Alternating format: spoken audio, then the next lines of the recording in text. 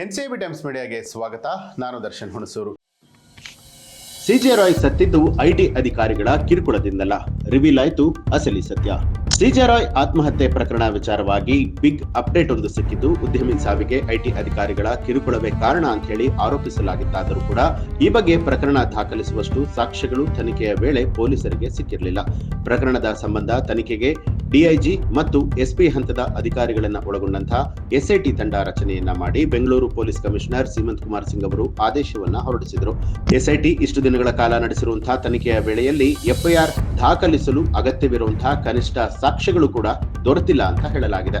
ಅಸಲಿಗೆ ತನಿಖೆಯ ವೇಳೆಯಲ್ಲಿ ಸಿಜೆ ರಾಯ್ ಆತ್ಮಹತ್ಯೆಗೆ ಇಂತಹ ವ್ಯಕ್ತಿ ಅಥವಾ ಸಂಸ್ಥೆ ಪ್ರಚೋದನೆ ನೀಡಿದೆ ಅನ್ನುವಂಥದ್ದು ಸಾಬೀತು ಮಾಡಬಹುದಾದ ಯಾವುದೇ ಮಾಹಿತಿಗಳು ಸಿಕ್ಕಿಲ್ಲ.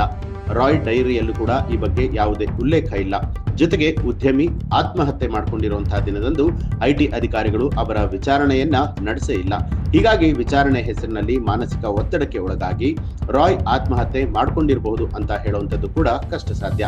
ಅಲ್ಲದೆ ಹಲವಾರು ಬಾರಿ ಈಗಾಗಲೇ ರಾಯ್ ಅವರ ಐಟಿ ವಿಚಾರದಲ್ಲೂ ಕೂಡ ಸಾಕಷ್ಟು ಕಷ್ಟಗಳನ್ನ ಎದುರಿಸಿದ್ರು. ಈ ಹಿಂದೆ ಇಂತಹ ಸಂದರ್ಭದಲ್ಲಿ ಅವರು ಯಾವುದೇ ದುಡುಕಿನ ನಿರ್ಧಾರವನ್ನ ಕೂಡ ಮಾಡಿರಲಿಲ್ಲ. ಹೀಗಾಗಿ ಆತ್ಮಹತ್ಯೆಗೆ ಪ್ರಚೋದನೆ ಆಗಿಲ್ಲ ಅನ್ನುವಂತಹ ಲೆಕ್ಕಾಚಾರದಲ್ಲಿ ಎಸ್ಐಟಿ ಇದೆ ಅಂತ ಹೇಳಲಾಗಿದೆ. ಆದರೆ ಉದ್ಯಮಿಯ ಆತ್ಮಹತ್ಯೆಗೆ ಅಸಲಿ ಕಾರಣ ಏನು ಅನ್ನುವಂಥದ್ದು ಬಯಲು ಮಾಡಬೇಕಾದ ಅನಿವಾರ್ಯತೆ ತನಿಖಾ ತಂಡದ ಮುಂದಿದೆ. ಈ ಹಿನ್ನೆಲೆ ಎಲ್ಲ ಆಯಾಮಗಳಲ್ಲೂ ಕೂಡ ತನಿಖೆ ಮುಂದುವರಿಸಲಾಗಿದೆ.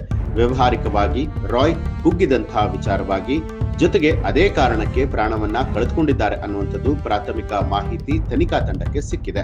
ಹೀಗಾಗಿ ರಾಯ್ ಅವರ ವ್ಯವಹಾರ, ಲಾಭ ಹಾಗೂ ನಷ್ಟದ ವಿಚಾರವಾಗಿ ಅಧಿಕಾರಿಗಳು ಪರಿಶೀಲನೆಗೆ ಮುಂದಾಗಿದ್ದಾರೆ.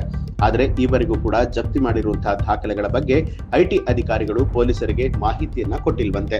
ಹೀಗಾಗಿ ಉದ್ಯಮಿ ಸಿಜೆ ರಾಯ್ ಆತ್ಮಹತ್ಯೆ ಪ್ರಕರಣವನ್ನ ಯುಡಿಆರ್ ಆಗಿ ಪರಿಗಣಿಸಿ ತನಿಖೆಯನ್ನ ನಡೆಸಲಾಗ್ತಾ ಇದೆ. ಈ ಒಂದು ಮಾಹಿತಿಗೆ ಸಂಬಂಧಪಟ್ಟ ಹಾಗೆ ನಿಮ್ಮ ಅನಿಸಿಕೆ, ಅಭಿಪ್ರಾಯವನ್ನ ಕಮೆಂಟ್ ಮಾಡಿ ತಿಳಿಸಿ. ಹಾಗೆ ನೀವಿನ್ನೂ ಕೂಡ ನಮ್ಮ ಚಾನೆಲ್ ಅನ್ನ ಸಬ್ಸ್ಕ್ರೈಬ್ ಮಾಡಿಲ್ಲ ಅನ್ನುವಂಥದ್ದಾದ್ರೆ ಈಗಲೇ ಸಬ್ಸ್ಕ್ರೈಬ್ ಮಾಡಿ ಬೆಲ್ ಐಕಾನ್ ಒತ್ತಿ.